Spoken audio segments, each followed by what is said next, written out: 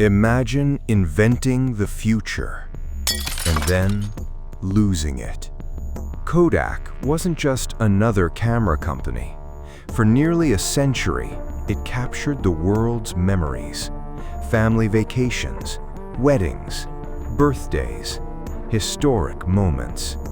If you owned a camera, chances are it used Kodak film.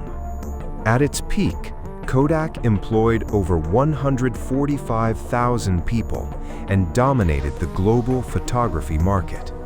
It was one of America's most valuable companies. But here's the shocking part. Kodak actually invented the world's first digital camera. Yes, the company that created digital photography failed because of it. How could a company invent the future and still lose everything? This is the incredible rise and tragic fall of Kodak. To understand Kodak's downfall, we first need to understand its incredible beginning. The story started in 1888 when an American entrepreneur named George Eastman founded the Kodak Company.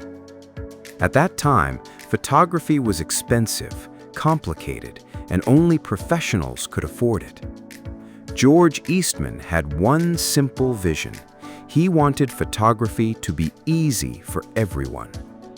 So Kodak introduced a revolutionary camera with a powerful slogan: "You press the button, we do the rest."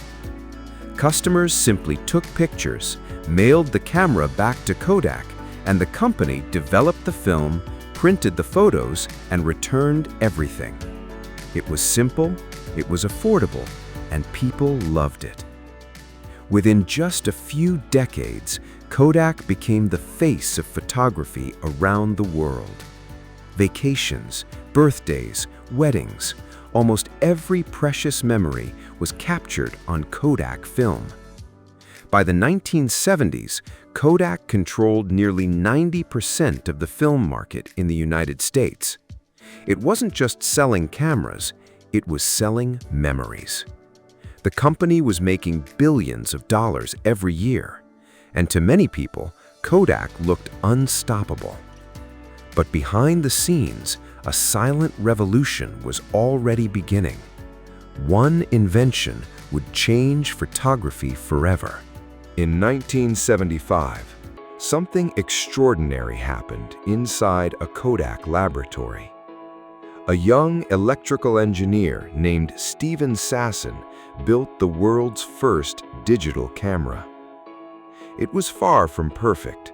It weighed nearly 4 kilograms, captured images at just 0.01 megapixels, and took over 20 seconds to record a single black and white photo. By today's standards, it looked like a strange machine, but it had the power to change photography forever. Stephen Sasson proudly demonstrated the invention to Kodak executives. He believed the company had just created the future. But the executives weren't excited. They were worried. Their entire business depended on selling film. Every photo people took meant buying more Kodak film, paying for film development, and printing physical pictures. A digital camera would eliminate all of that. No film, no processing, no photo printing. It threatened Kodak's most profitable business. According to Stephen Sasson, some executives even said, "That's cute, but don't tell anyone about it." Instead of leading the digital revolution, Kodak chose to protect its old business. And that decision would become one of the biggest mistakes in business history. While Kodak was trying to protect its film business, the rest of the world was moving forward. Throughout the 1980s and 1990s, technology improved at an incredible speed. Digital cameras became smaller, faster, and more affordable. Companies like Canon, Sony, Nikon, and Fujifilm invested heavily in digital photography. They believed the future wasn't film, it was digital. Consumers loved the new technology. For the first time, people could take hundreds of photos, instantly view them, delete unwanted pictures, and never buy film again. The change was happening faster than anyone expected. Kodak wasn't blind to the trend. The company launched several digital cameras of its own, but there was one problem. Kodak still treated digital photography as a way to support its film business instead of replacing it. Its competitors had a completely different mindset. They weren't protecting the past, they were building the future. Then, in 2007, everything changed once again. Apple introduced the iPhone. Suddenly, millions of people carried a digital camera inside their pockets. The demand for traditional cameras began to collapse, and Kodak was running out of time. By the late 2000s, Kodak's dominance had disappeared. The company's film business, which had generated billions of dollars for decades, was collapsing. Digital photography had become the new standard. Smartphones were replacing cameras, and consumers had moved on. Kodak tried to fight back. The company launched digital cameras, printers, and online photo services. But it was too late. Competitors had already taken the lead. Years of declining sales, rising costs, and poor strategic decisions pushed Kodak into a financial crisis. Then, on January 19, 2012, the impossible happened. Kodak filed for Chapter 11 bankruptcy protection. A company that had once dominated the global photography industry had fallen. Thousands of employees lost their jobs, investors lost billions, and one of the world's most iconic brands became a warning for every business.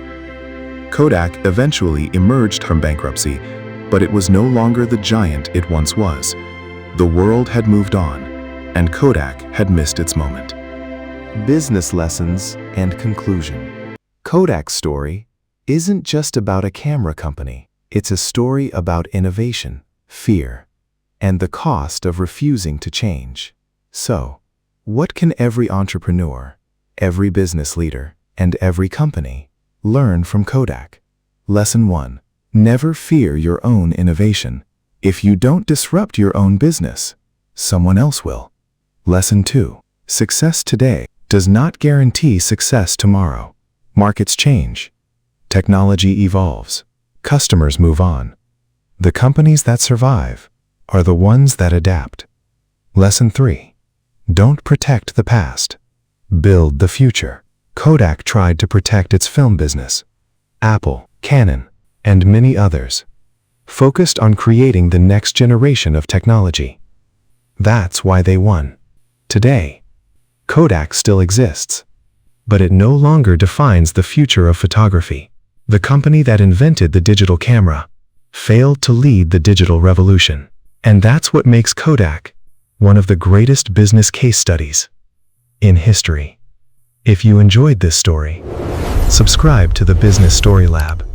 Every week, we uncover the rise, the fall, and the lessons behind the world's biggest companies, because every company has a story.